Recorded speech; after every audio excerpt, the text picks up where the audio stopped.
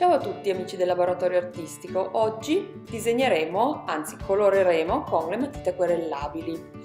Partiamo da uno dei mandala del mio libro, Mandala Coloring Book, in particolare useremo il lupo, come qualcuno di voi mi aveva chiesto sulla pagina Facebook. Quindi avremo bisogno di una scatola di pastelli acquerellabili, nel mio caso io ne uso di marche diverse mescolati perché ne ho comprati tanti nel corso del tempo e li uso anche tutti insieme. E poi un bicchiere d'acqua.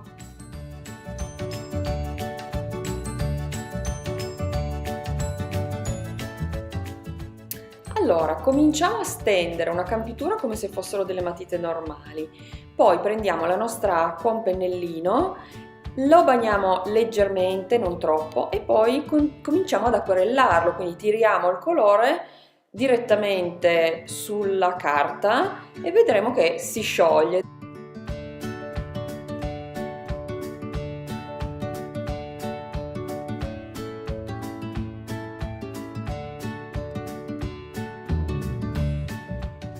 Io ho deciso di fare il mio lupo con dei colori un po' psichedelici, quindi ho cominciato a usare il verde, adesso sto usando il viola per gli occhi e andrò avanti molto liberamente con i colori in maniera per niente realistica.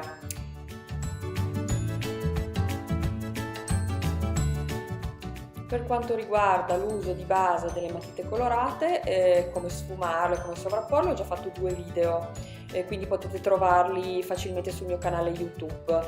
Le matite acquerellabili quando sono asciutte si usano nello stesso modo, quindi partiamo facendo delle sfumature e poi la differenza sta nel fatto che possiamo sovrapporre dell'acqua e sciogliere il colore successivamente.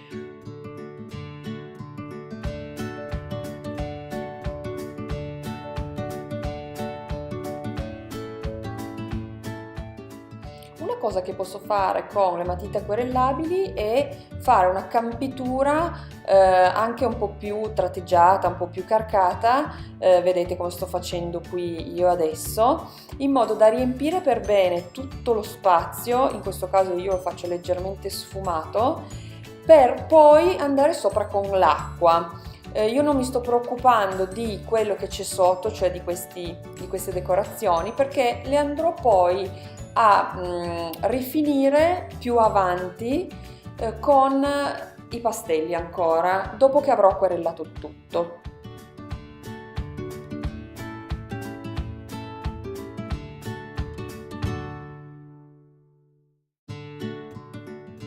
Ecco, come vedete posso tirare il colore anche dove non sono ancora passata col pastello sotto. Un'altra cosa interessante che posso fare è bagnare direttamente la punta della matita con dell'acqua, uso il pennellino e poi lo tratto come se fosse un acquarello normale.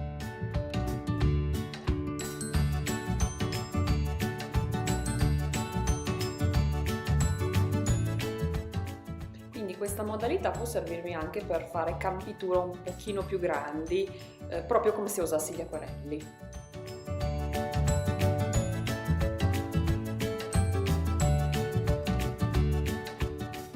Un'altra cosa che posso fare è bagnare la punta della matita direttamente nell'acqua. Quando è ben umida vedrete, provate la differenza di colore che c'è rispetto a quando asciutta. Ok, adesso che ho capito bene tutte le possibilità di questo strumento posso divertirmi alternando l'utilizzo della matita asciutta e del pennello umido, oppure della matita bagnata oppure del foglio umido, insomma fate come più vi piace.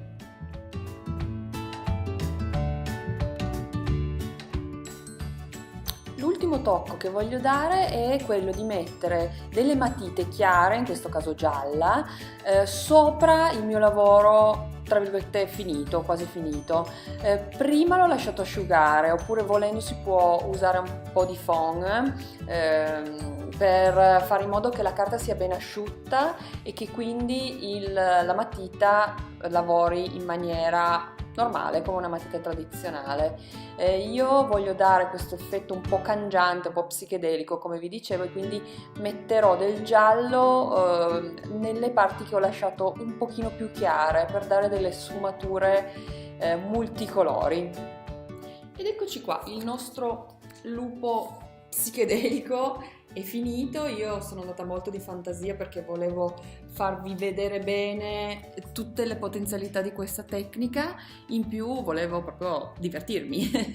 Se vi è piaciuto questo video potete lasciarmi un like, un commento oppure iscrivervi al mio canale YouTube. Ciao a tutti, alla prossima!